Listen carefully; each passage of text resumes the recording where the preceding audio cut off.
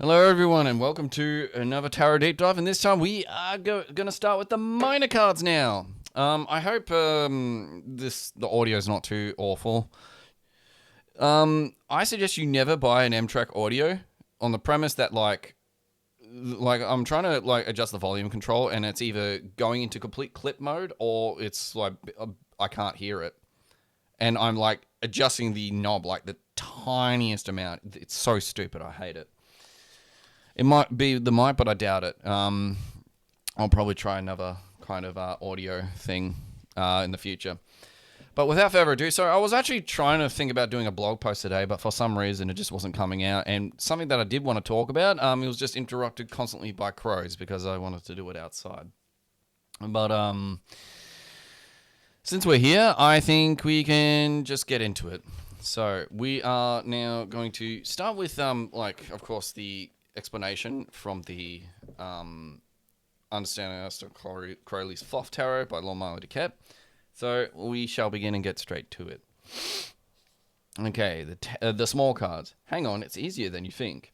Now we turn our attention to the 36 small cards. In the ancient decks, these cards were called pips and were seldom more complex than simple geometrical arrangements of wands, cups, swords, or discs. Sometimes the numbers of the card was printed on one or more corners, much like our modern playing cards. This changed dramatically with the introduction of secret images taught to initiates of the Golden Dawn, and the published deck suggested by Arthur Edward Way and executed by Pamela Coleman Smith. Suddenly, the small cards have images that evoked feelings and emotions the same way the trumps did. There is a big difference between the Golden Dawn images and those of the Waite-Smith deck. Waite, an influential member of the Golden Dawn, felt bound by his oaths of secrecy to the order never to reveal the correct and esoteric images and meanings of the tarot. The deck that he and Smith produced was created as a vehicle to introduce the mysteries, not to reveal them. They certainly succeeded. Yeah, I think at this point, I think it's a little bit ridiculous because the secrets are already out, so maybe Crowley sort of knew that when he was doing the Thoth deck, and that he just wanted to sort of blurt it out and make it really quite obvious. And on some levels, vows of secrecy, I think it depends on the context of it. I don't think even though rituals are sort of online, right? Like for the Golden Dawn or Masonry, if you have intentions of joining those fraternities, don't actually read them. On the premise that it actually spoils it. Since you know what's going to come, and it's not going to actually have the same impact on your consciousness. Sometimes the element of mystery and surprise is actually what makes it stick. So I'm not actually a big fan of revealing rituals, but as far as certain information goes, I think on some level, I think it's a bit dumb. It's just get over it. Anyway, where were we? And for that's of not violating his vows, not to reveal. They certainly succeeded. It's difficult to develop a complex, overly esoteric drama. Overly esoteric dogma, around the deck, and for that, I must admit, Wade did a good job of not violating his vows. What I am not sure he foresaw was the fact that over the years, the deck would become so widely popular that its images would engender a perfectly viable self-referential divinatory device of its own. In other words, the Waite-Smith deck may not be the perfect Kabbalistic tarot, but is perfect for whatever it is. I kind of disagree with that. Perfect. Because if you look at a lot of the the Rider-Waite tarot, it's a little bit anemic in terms of how much symbolism is crammed. The Thoth tarot is just really good and brilliant for that reason, that it just actually there's so much more symbolism crammed in those tarot cards. As opposed to Rider-Waite. So I would always recommend for anyone actually wanting to take tarot seriously, not just for the sake of divination and other things, you should probably actually, if you want to do contemplation, buy the Thoth deck, hands down. There's no other contest. Other than maybe some other cards, like Oswald's or Oslo's, I can't remember, but the one that Crowley used before the Thoth deck was a thing. Or make your own and contemplate the symbolism. I'd highly recommend reading the Thoth, like Tarot Archetype by Milo Duquette. Again, like his stuff is brilliant. Which actually sort of what it does is it teaches you how to look at the cards, how to arrange them, and also it gives you instructions on what symbolism is actually in each and every one of those cards. And then you can draw them yourself, or you can just color in. But the point is of like making your own cards is not for like artistic flexing or even to really understand it. It's more to see what comes out and really understand it, because I think the way you understand the tarot and the symbolism of each different card is going to be different for everyone. And it probably is quite interesting what might come out if you actually put in the effort to draw it yourself and do the symbolism yourself. So that's like the task of every magician. And it's actually what they did in the Golden Dawn, actually. I can't remember what grade it was, but you were to create your own tarot deck as the task. And with that in mind, yeah, maybe you should. Okay, recipe for the small cards. The small cards of the Thoth Tarot take the Golden Dawn model as their basic standard, and when considering them, we immediately confronted with the question of their titles and meanings. Why is the Two of Cups called love and the Seven of Cups called debauch?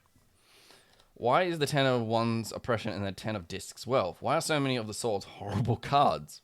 The answer is a simple formula containing 2 Kabbalistic and 2 astrological factors. Okay, this is probably going to be really important.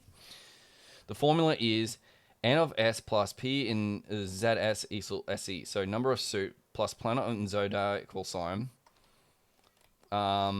equals small card. In chapter 9, we learned the basic concerning the 10 Sephiroth, Yod He Vave, and the 4 Kabbalistic worlds.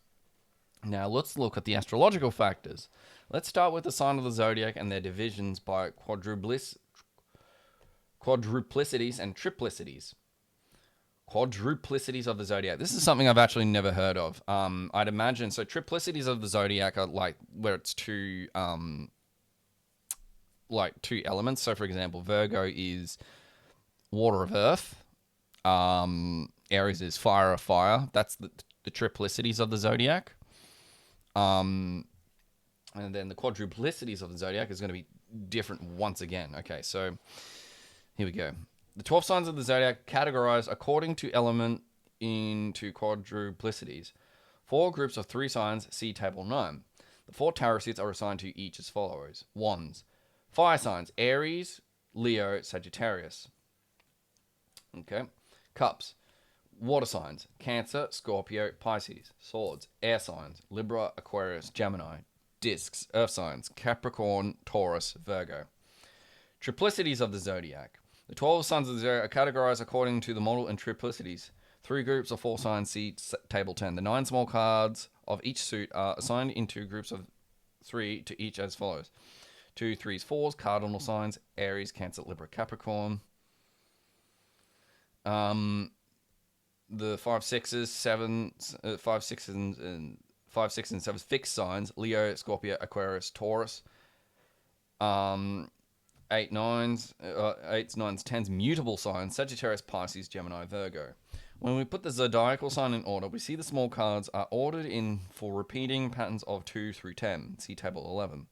Each small card represents one decan of the zodiac and approximately 10 days of the year. See table 12. Okay. So there's actually, I didn't actually know all this information about the small cards. So there's heaps of to actually unfold here, which is incredible. And I think that's really cool.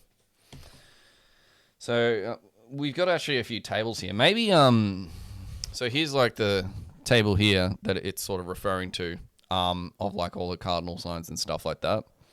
So I'll just give everyone a good gander at it. You can pause it and maybe even look at it yourself. I certainly will. But we're not going to really sort of go over that. And I guess I'll do it over here as well. Here's more of the... So take a good gander at that. If it will focus. A bit frustrating. There we go. And then that one. So yeah, there's a lot to learn than just simple divinatory meanings and stupid parlor tricks and fucking tarot reading. It's frustrating, man.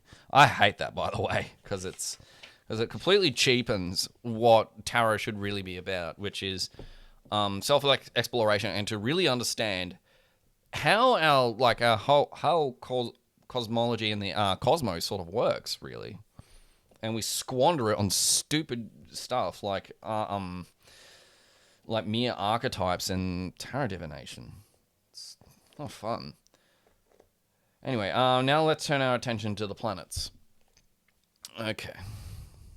Not that I'm actually against tarot divination, by the way, but I do think we really should treat tarot with a little bit more reverence and respect, because it has so much more to teach than just our futures and our fates. All right, the planets. Starting at 0%, Leo planets are assigned to the following repeating order: Saturn, Jupiter, Mars, Sol, Venus, Mercury, Luna. This is the descending order of planet spheres on the Tree of Life. Correct, yeah.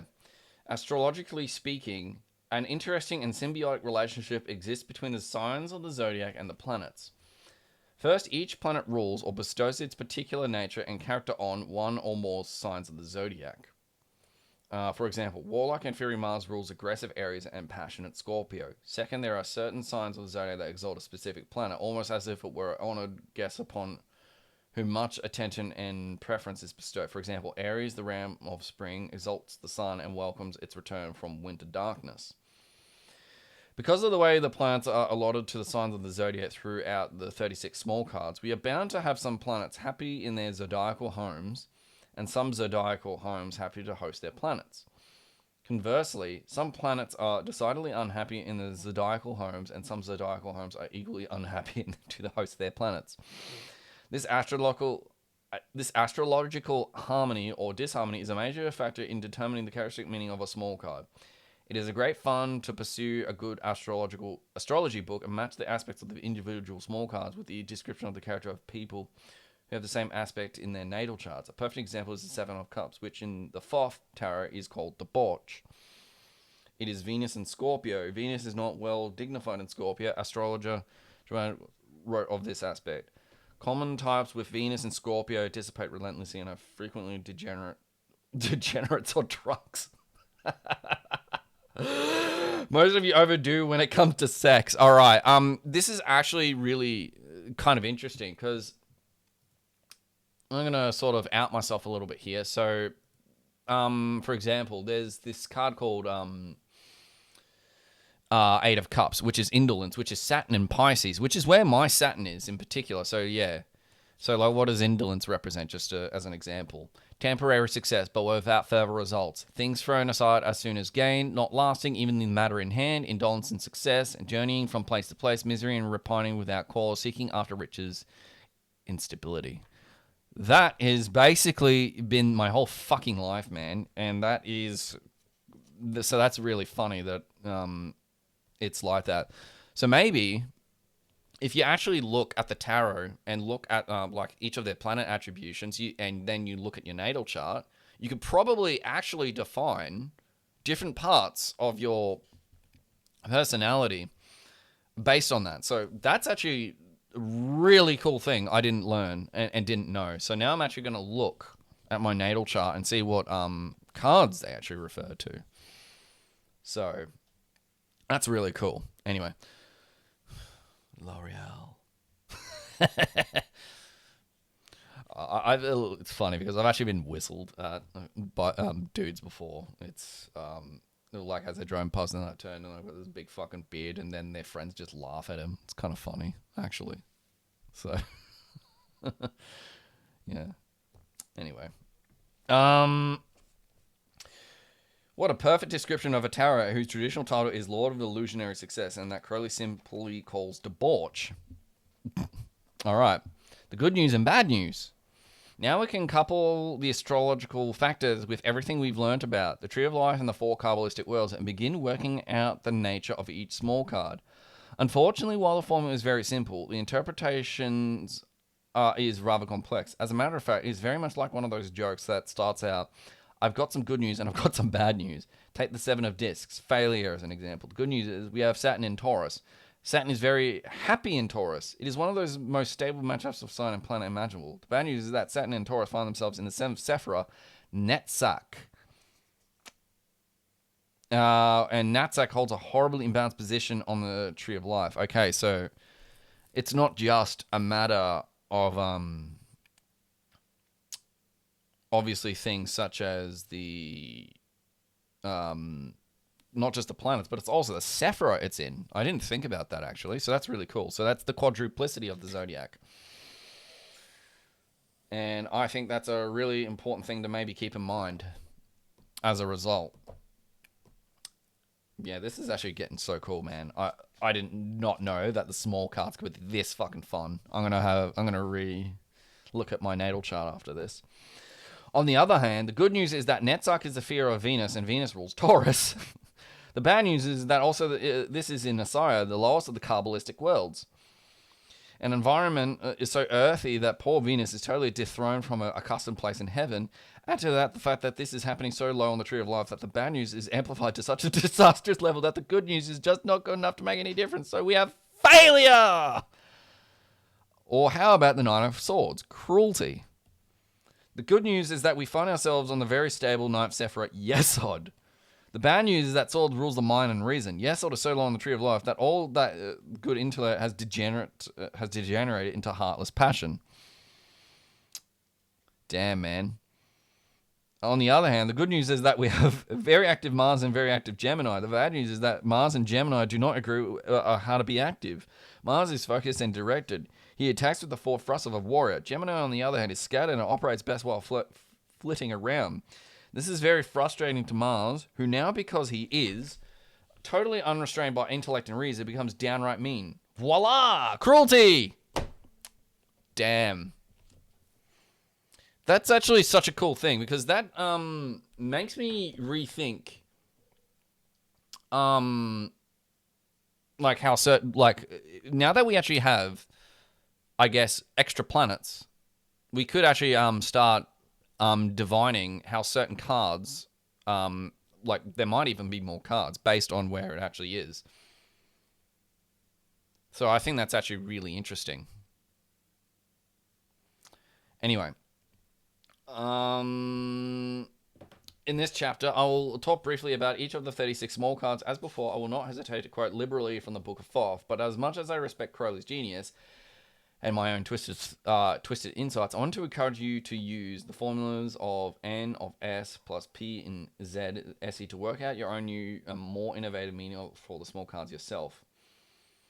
The more you learn about the Kabbalah and astrology, the deeper you understand these cards will become. Go ahead, it's easier than you think.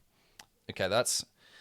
Yeah, man, I'm down to fucking learn about this part, actually. This is so cool. I'm actually really happy I've started this today and put this stuff like discussing the importance of taking control of ourselves and also suffering, which I do want to talk about, by the way, in a future vlog.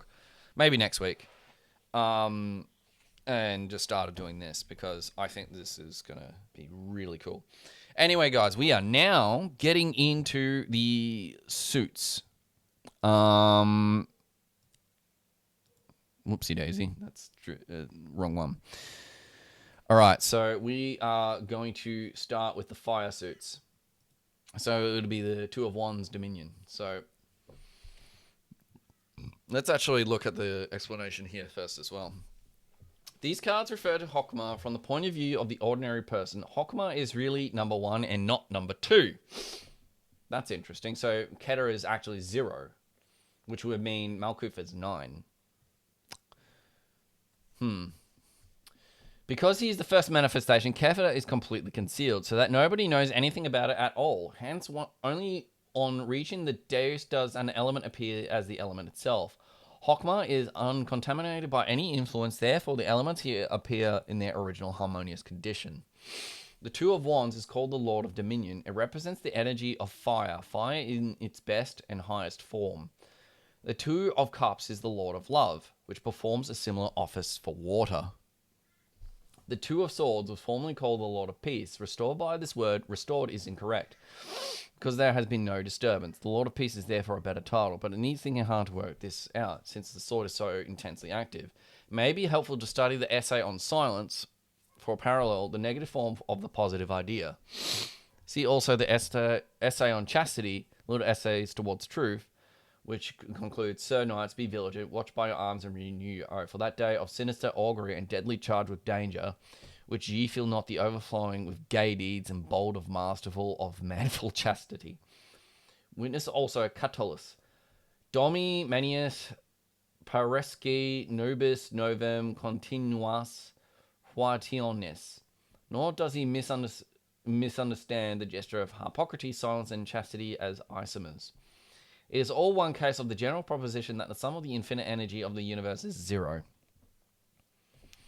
The Two of Pentacles was of old time called the Lord of Harmonious Change. Now, more simply change, and here the doctrine must be stated a little more clearly. This super being of Earth, there is a connection with the princess and therefore with the final hay of Tetragrammaton.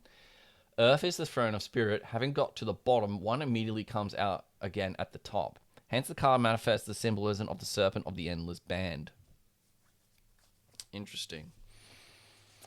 All right, we will... You know what? I probably shouldn't have fucking done that, man. But, you know, I think it's probably not too bad to maybe... Fuck it, man. I'll probably do that next time. I don't think we really got anything much from reading that description. So going forward, I'm just not gonna read the Sephiroth description. You can go to the site and read it yourself, man. There was nothing that I really learned from that. So, but we'll go into the Two of Wands. So Two of Wands, Mars and Aries. Strength, domination, harmony of rule and of justice, boldness, courage, fierceness, shamelessness, revenge, resolution, generous, proud, sensitive, ambitious, refined, restless, turbulent, seditious, withal, yet unforgiving and obstinate. So dominion. This card pertaining to Hokma in the suit of fire represents the will in its most exalted form. It is an ideal will, independent of any given object. For pure will, unassuaged of purpose, delivered from the lust of result, it is every way perfect. The background of this card shows the power of the planet. Mars in his own sign, Aries, the first of the signs, is there representing energy initiating a current of force. The pictorial representation is two dorjes cross. The dorje is the Tibetan symbol of the thunderbolt, the emblem of celestial power, but more in its destructive than its creative form. More that is in its earlier rather than its later form, for destruction may be regarded as the first step in the creative process. The virgin ovum must be broken in order to fertilize it. Fear and repulsion, and therefore the primary reaction to the assault. Then will, with understanding of the complete plan, willing surrender rejoices to cooperate. 6 flames issue from the center. This indicates the influence of the sun, which is exalted in Aries. Cool. This is the creative will. Mars in Aries is the attribution of the geomantic figure Puer. Interesting. This meaning of these figures is to be studied in the handbook of that science. The Equinox, Volume 1, Number 2. Remember that the geomantic intelligences are all primarily gnomes. Alright. What does Baba Lon have to say about this card? Following the basic Mathers design, the Two of Wands exhibits a textbook use of the color scale. The reds of Aries upon an explosive background of martial reds, azure, and emerald. The colors inform us in no certain terms that Mars is very happy in Aries and that Aries is happy to play host to Mars. Crowley observes that the strong astrological marriage in Hokma, where the elements first manifest, make the Two of Wands. Fire in its best and highest form and represents what he calls will in its most exalted form, ideal will, independent of any given object. The Wands are demon-headed Tibetan dorjes, like the thunderbolt of Zeus, and dorjes represents the directed power of the gods, and serves as the instrument of divine destruction that must of necessity precede the creative cycle, the virgin ovum. Crowley claims must be broken in order to fertilize it. 6 flames bursting behind the dorjes allude to the sun, which is exalted in Aries. I'm very happy to see there. See chapter 20 for general divinatory meanings of this card. So yeah, that's kind of interesting. So it's 0 to 10 degrees in Aries. And there's actually like more data here. like at 0 to 10 degrees, March 21st to March 30. Original title, Lord of Dominion. Golden Dawn model. A hand appears from clouds and grass. Two crossed wands. Flames appear where the wands meet. All right. Now the Three of Wands. And this is in Bina. Established for strength, realization of hope, completion of labor, success after struggle, pride, nobility, wealth, power, conceit, roof, self-assumption, and insolence, generosity, obstinacy, etc. This card refers to Bina in the suit of fire and so represents the establishment of primeval energy. The will has been transmitted to the mother who conceives, prepares, and gives birth to its manifestation. It refers to the sun in Aries, the sign in which he is exalted, so the same sort of thing. So it's the sun in Aries as well. Mars in Aries, sun in Aries. This meaning is harmonious for the beginning of spring. For this reason, one sees the one taking the form of a lotus in blossom. The sun has enkindled the great mother. In the Yi King, Sol in Aries is represented by the 11th hexagram, Tai. This meaning is identical with the above description. All right. Let's look at this one. Graphically, this card is one of the simplest in the entire deck and holds closest to the Golden Dawn model. Harris skillfully uses each of the 10 colors of the scale to represent 3 gold and amber lotus wands trimmed in scarlet and set upon an orange background of brilliant flames. The effect is one not only of brilliance but of immense heat. It represents the primal solar energy that first penetrates the soil in spring to awaken seeds that have slumbered all winter. Along with the aces and twos, the other 2 cards representing supernal triad of the Tree of Life, Crowley holds all the 3s in particular veneration. The aces are the unmanifest root of the element and soup, and the 2s represent the element and soup manifested as ideas. But with the 3s, Crowley argues, the idea has become fertilized, the triangle has been formulated. In each case, the idea is sort of a certain stability which can never be upset, but from which is a child can issue. In tarot, that child is the remaining small cards, 4s through 10s. What a truly noble and well-respected card this is. The sun is in Aries, the sign of exaltation, and couldn't be happier. Furthermore, the harmonious and energetic marriage taken place in the 3rd Sephira, Bina adding sublime understanding to the mix. The great power and the will to use that power that we saw represented by the 2 of Wands has now become fertilized and expressed in terms of character as virtue. See chapter 20 of the general divinatory meaning of this card. Okay.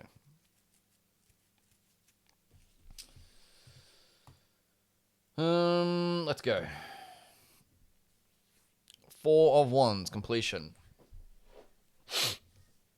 Venus in Aries. I find it really interesting that like it goes 0 to 10, 10 to 20, and 20 to 30 degrees. So let's go. So as we learned in our discussion, perfection or completion of a thing built up with trouble and labor, rest after labor, subtlety, cleverness, beauty, mirth, success and completion, reasoning, faculty, conclusion drawn from previous knowledge, are readiness, unreliable and unstaged through over anxiety and hurriedness of action, graceful in manner, at times insincere, etc. This card refers to Chesed in the suit of fire. Being below the abyss, it is the lord of all manifested active power. The original will of the 2 has been transmitted through the 3 and is now built up into a solid system, order, law, government. It is also referred to the Venus in Aries, which indicates that one cannot establish one's work without tact and gentleness. The wands are headed by the ram, sacred to Chesed, the father god Amon-Ra, but as also Aries, but at the other end of the wands are the doves of Venus. In the symbols, the ends of the wands touch a circle, showing the completion limitation of the original work. It is within this circle that the flames fall double, as it is said the balance of the energy as seen to play, and therefore no intention to increase the scope of the original will, but this limitation bears itself the seeds of disorder.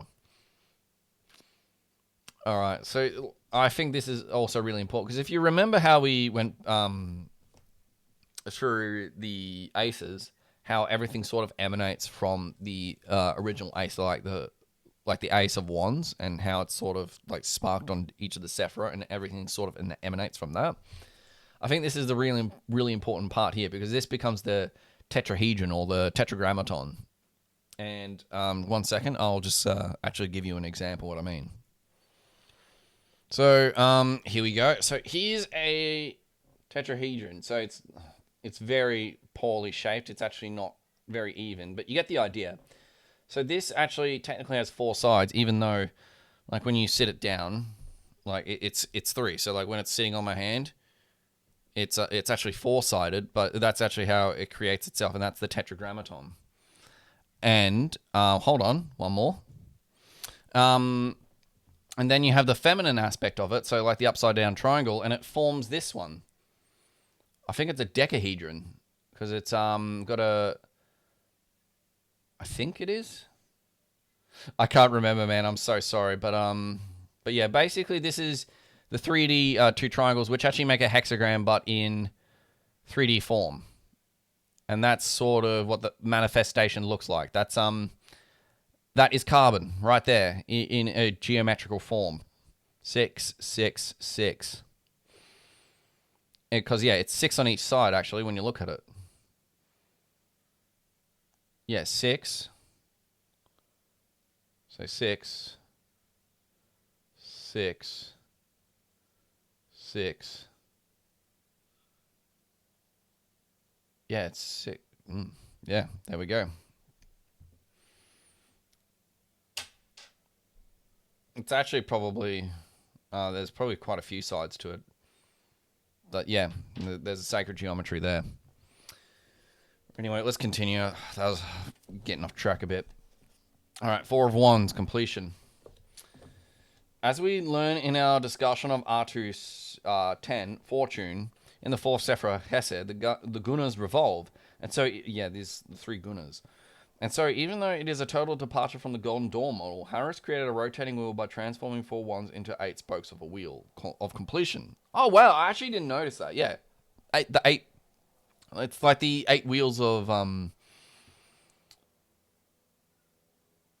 Wait, yeah, it's the 8 wheels of Dharma. Well, it's the 8 limbs of yoga. There you go. That's sort of what it's relegated to. Each wand is balanced and perfectly complemented with a dove of Venus and the ram of Mars ruled Aries. Venus in Aries, Crowley points out, indicates that one cannot establish one's work without tact and gentleness.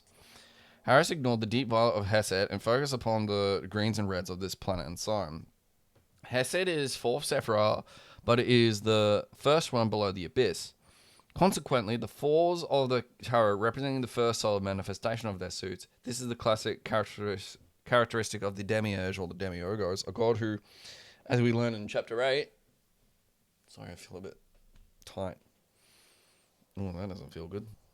Don't worry, I'm not having a heart attack. It's over here. But by all appearances, the first principle and creator of this universe, but who in reality is the only 4th principle and completely unaware of the 3 abstract principles, gods, that preceded it. Zeus, Ammon, Jupiter, Jove, and Jehovah are classic examples of the demiurge, who think he is God, but whom he is really only the invisible manifestation of the invisible primal forces that created him. Bloody jets over the top of me, man. Nevertheless, the demiurge brings order and the rule of the law of the universe, a characteristic that is shared by all the small card 4s. See chapter 20 for the general divinatory meaning of this card. Okay, 5 of Wands, Strife. Let's move to that one.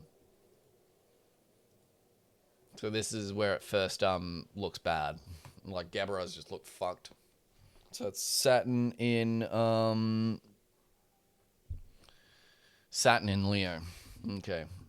Violence, strife, and boldness, rashness, cruelty, violence, lust, desire, prodigality, and generosity, depending on whether the card is well or ill dignified.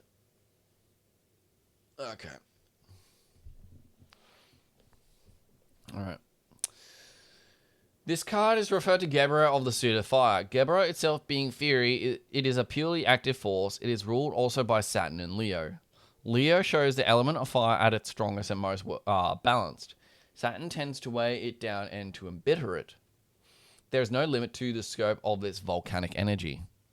The symbol represents the wand of the chief adept, showing that the authority is derived from its superiors. Were it not so, the card would be thoroughly disastrous. Moreover, there is also 2 wands of the second or major adept. They have the head of the phoenix, which gives the idea of destruction, or rather purgation through fire, and the resurrection of this energy from its ashes. There is also a pair of wands of the third or minor adept, which are daughters, so to speak, of the wands of the 3 in the 3 of wands. In this card, there is the mitigating influence of the mother. One of the most difficult doctrines with regards to Gebra is that, while it represents all the tameless, irrational energy and disturbance, yet it derives from the benign and gentle influence of the feminine. Interesting. The Egyptians understood this doctrine perfectly. Their lion goddess, Fast, was hailed as Saver and Ferox, and even called Red in Tooth and Claw, by those fanatical devotees who wish to identify with her with nature. The ideas of sexual cruelty is often inherent in the highest divine nature. Compare Bhavani and Kali in the Hindu system, and observe the Shiva Sakti Koishan portrayed on the many Tibetan banners. See also Liber 418, 4th, 3rd, and 2nd Aethers, and the description Supra of R211. Alright. We're actually going through these quite quickly, which is good. Might be able to do multiple ones when it comes down to it for the next video. In the Book of Thoth, Crowley writes more about the 5 of Wands than any other small card in the suit. Could it be because this card represents the first decan of Leo, which has to be where we find the ascendant in Crowley's astrological natal chart? Crowley identified strongly with Leo. His signature even more bore the astrological sign of Leo in place of the A of Alistair. This one, or actually, I kind of remember that. Yeah, he actually does do that. Now that I think about it, he actually does. Never mind. This is one of the only 3 cards in which Crowley literally left his mark. If we look closely at the orb of the winged solar disc atop the large version of the Chief Adept's wand in the center of the card, we find the image of Crowley's personal magical device. Oh, it is there. Yeah, you're right. The mark of the beast upon the 7-pointed Star of Babylon. The symbol is device of the Ace of Discs. By tradition, one of the cards that most often bears the signature of the deck's creator and the Prince of Wands, who also rules the 30-degree period in which we find Crowley's ascendant. Like Crowley himself, this card is a wild mix of profound contradictions. Fury Leo is happy enough in Fury Gebra, and Gebra implies motion and offers an environment of strength and activity. Saturn, on the other hand, presents a heavy and constant resistance to all this. This card is a picture of hot, pressurized magma struggling to reach the surface of the volcano, but frustrated by the sheer weight of the mountain itself. See Chapter 20 for general divinatory meanings. Alright. Now we go to Tippereth. These ones are all beautiful cards. I love all these ones. But we're doing 6 of Wands today.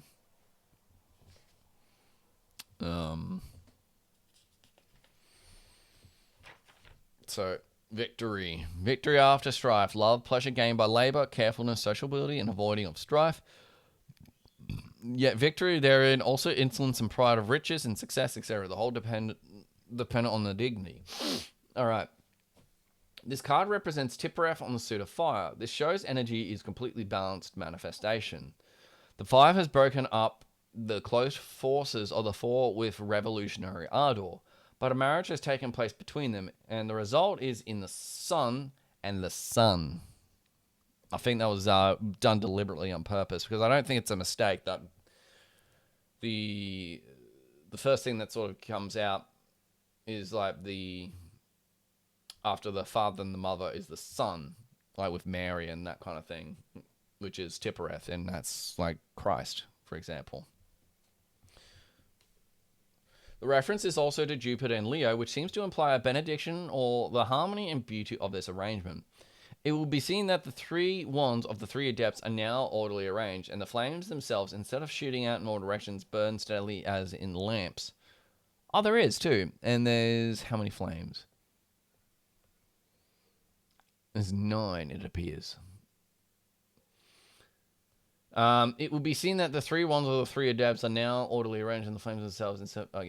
They are 9 in number in reference to Yesod and the moon.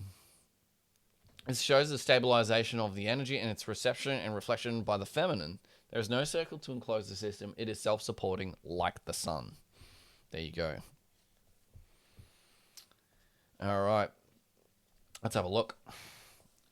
The Six of Wands is called victory. The Six of Cups is pleasure. The Six of Swords is science. And the Six of Discs is success. All the sixes are wonderful cards. What gives? Are the 4 sixes special? You bet they are. Well, on the Tree of Life, Tiphareth is the direct reflection of Keter. It is the son of the father. It is perfectly balanced left to right and top to bottom. It is the heart center of our psychic bodies and the ruach of our souls. It rules over the central sun, surrounded by the spheres of the planets. Hesed, Jupiter, Gevra, Mars, Netzach, Venus, Hod, Mercury, Yesod, Moon, and even Bina. Saturn, consequently, no matter how incompatible the card's planetary and zodiacal relationship may be, is that if that card is a 6, we are in Tiphareth. And if we are in Tiphareth, we're looking good in the case of the 6 Wands. We are doubly blessed with our happy marriage of expensive, boisterous, and generous Jupiter and powerful sun-ruled Leo. This is the recipe for triumphant victory. Interesting. This card is a relative faithful version of the Golden Dawn model. The wands are a bit more elaborate and represent those used by various Golden Dawn officers. These 2 topped with winged solar discs are those of the Chief Adept and other clearly Phoenix and Lotus wands. See chapter 20 for the general. Okay, yeah, we go. All right, 7 of Wands, Valor. Let's have a look at that one. Here we go. Okay, possible victory, depending on the energy and courage exercised. Valor, opposition, obstacles, and difficulties. Yet courage to meet them, quarreling, ignorance, pretense, and wrangling, and threatening. And unimportant things and influence upon subordinates. This card derives from Netzach victory in the suit of fire, but the 7 is a weak, earthy, feminine number as a regard to the Tree of Life, and represents a departure from the balance so low down on the tree that this implies a loss of confidence.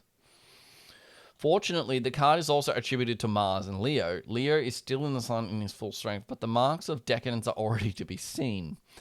It is as if the wavering fire summoned the brutal energy of Mars to its support, but this is not enough to counteract fully the degeneration of the initial energy and the departure from equilibrium.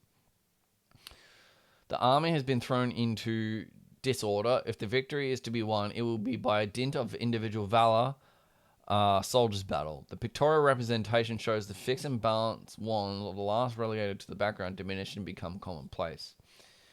In front of a large, crude, uneven club, the first weapon to hand, evidently unsatisfactory in ordered combat. The flames are dispersed and seems to attack in all directions without systematic purpose. So yeah, I think that's what we sort of do. Like sometimes our fire isn't really well directed, and it just sort of goes in different directions, a bit like the wind as well. So, because I think with the wind, like for example, air, if your thoughts are like going everywhere, right? You're actually just spreading fire everywhere, and you're not actually really redirecting it in any way, shape, or form or purpose. All right. Let's have a look at the 7 Wands for this one. The background of the 7 Wands is deep purple, but other than that, this card is a near carbon copy of the 6 of Wands. A crude 7th wand, more like a club, overshadows the other 6 and delivers a sobering message. The 4 sevens are not capable of bringing any comfort. Each one represents the degeneration of the element. Its utmost weakness is exposed in every case. There's still enough power and energy in the 7 Wands to slug it out. Maybe that a blow here, out, or there will find its mark, but more times than not, it's a waste of energy. Crowley sums it up aphoristically. Patriotism, so to speak, is not enough. Warlike Mars may find a measure of moral support in proud and fiery Leo, but masochismo is a tragic joke this far down the Tree of Life in the weak and unbalanced environment of Netzach, natural home of sensitive, peace-loving Venus.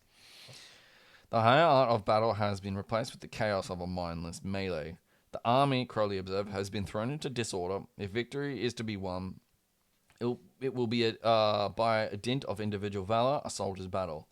See chapter 20 for the general divinatory meanings of this card. All right. I've got to stop saying that, man, because I know we can't. I'm not going to fucking read chapter 20. Anyway, but it's been really good so far. I've really enjoyed it, doing all of this. So, okay. Eight of Wands. Too much force applied too suddenly.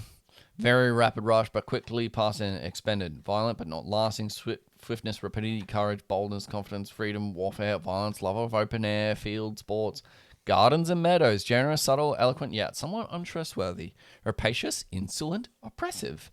Theft and robbery according to dignity. All right.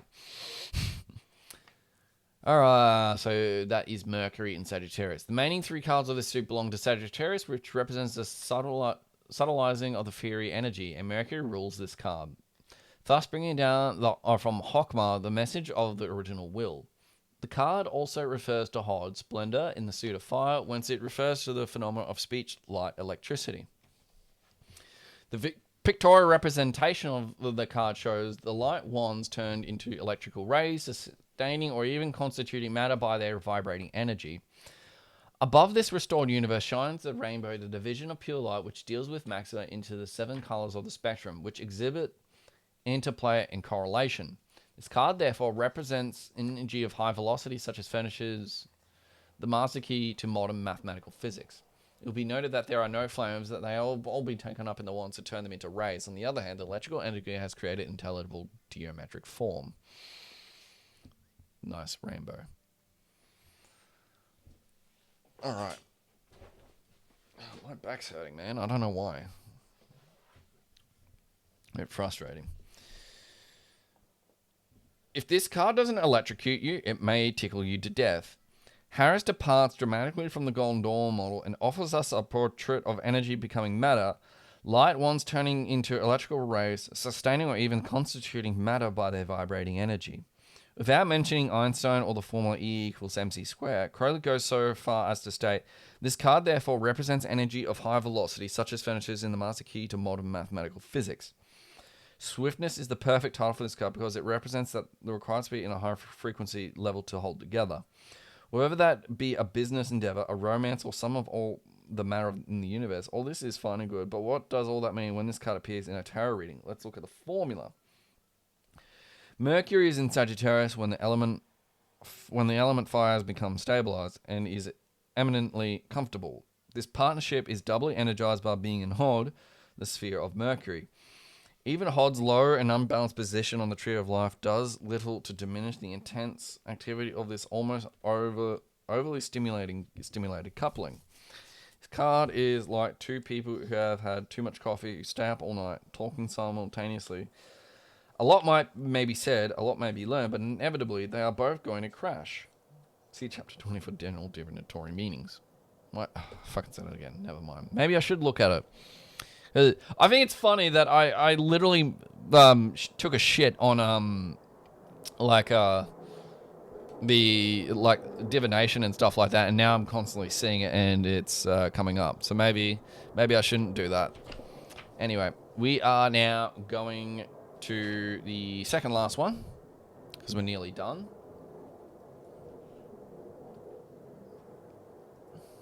Strength. All right.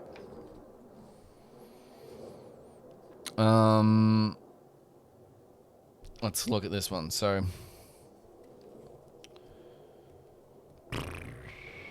Nine of Wands. Tremendous and steady force that cannot be shaken. Herculean strength, yet sometimes scientifically applied.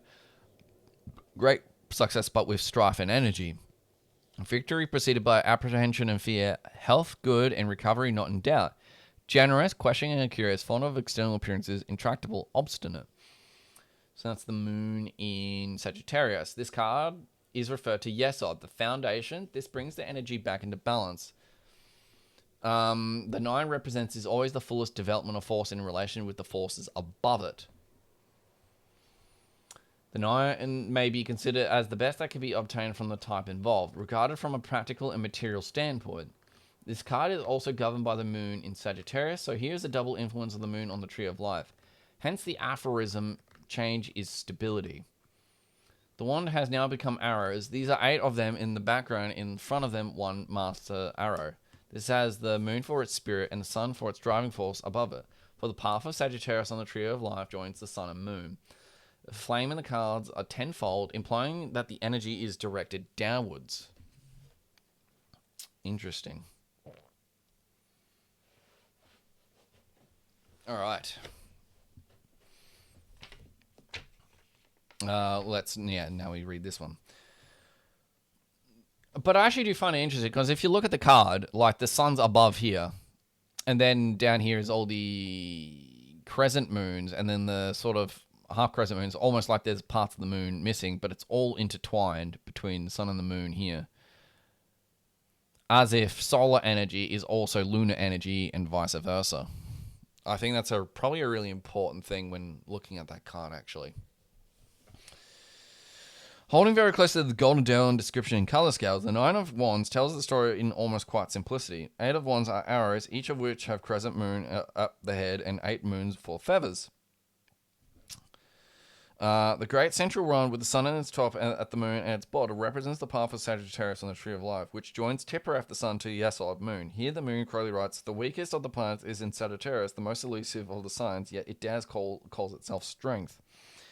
The source of this confident strength is the card position in Yesod on the Tree of Life.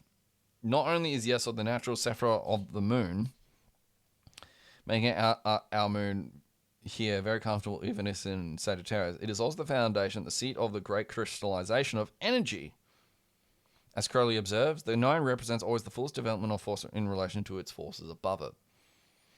This card indicates great strength, but its strength lies in its ability to change perpetually. Crowley gave what is perhaps the simplest meaning of this card when he wrote, defense to be effective must be mobile. And I do think that's actually probably a good thing to think about because if you are just like unable to move, like you just get chipped away at. And I think this is also just regards to sexual energy as well. On some level. Like so women and men would obviously have a different relationship to it. Obviously. But obviously the sun actually sort of comes from, it actually empowers, like the mind actually sort of empowers sexuality more than anything. It can debauch it, abuse it, and all other kinds of things, or it could empower it. And I think that's the really important part to maybe keep in mind, looking at the way that's sort of emanating.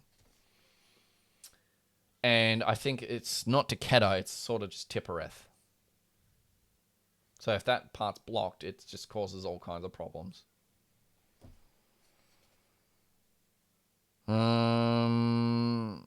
Okay. We are now onto the last card for Wands. So let's wrap this up. It's Oppression, which is Saturn in Sagittarius.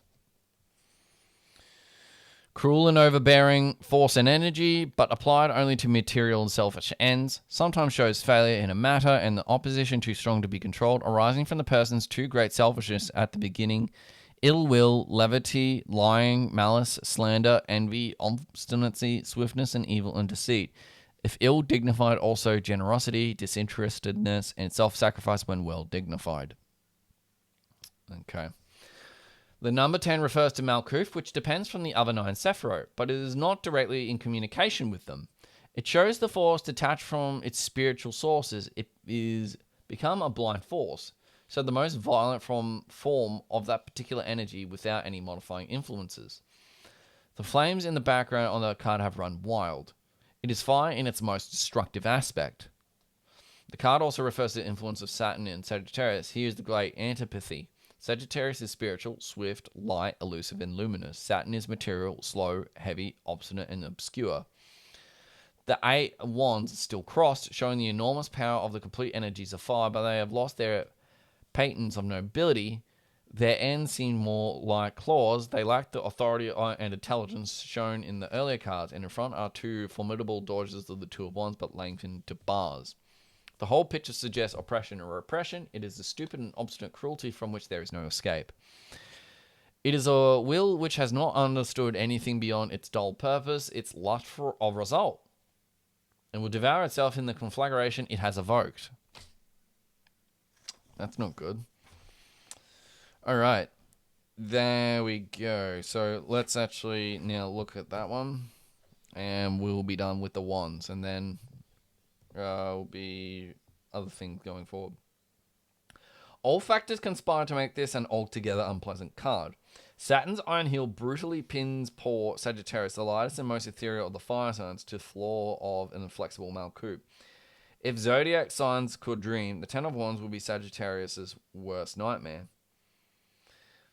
Harris basically follows the Golden Dawn model with this card and is meticulously faithful to the color scales. That's, however, is whenever the similarities end, her Ten of Wands is an explosive and suffocating image of oppression and repression. Crowley writes that Malkuth depends from the other 9 Sephirah, but is not directly in communication with them. It has become a blind force, so the most violent form of that particular energy without any modifying influences. Blind force, Crowley points out, in the suit of wands means fire in its most destructive aspect. And there we go. Wait, not quite. Harris ingeniously illustrates this by transforming the 2 daughters, which in the Two of Wands were the symbols of celestial power, into dark iron prism bars. They are too. Crowley describes the card thus. The whole picture suggests oppression and repression. It is a stupid and obstinate cruelty for which there is no escape. It is will which has not understood anything beyond its dull purpose. Its lust for a result and will devour itself in the conflagrations it has evoked. All right. And that will bring us to the end of the wand suit and the initial explanations of it. So what I learnt from that actually was just how deep a lot of the the divinatory meanings can actually go. So oh, that didn't feel good. Ooh, I need to be careful. It's a bit weird. I don't think it's a heart attack. Ooh. I've had this pain before. I just hope it's not nothing's coming to kill me. But anyway, thank you guys for tuning in. I will see you guys next time when I go into the other cards. And we will be doing water. Until then, please like, share, subscribe. I'll see you guys later.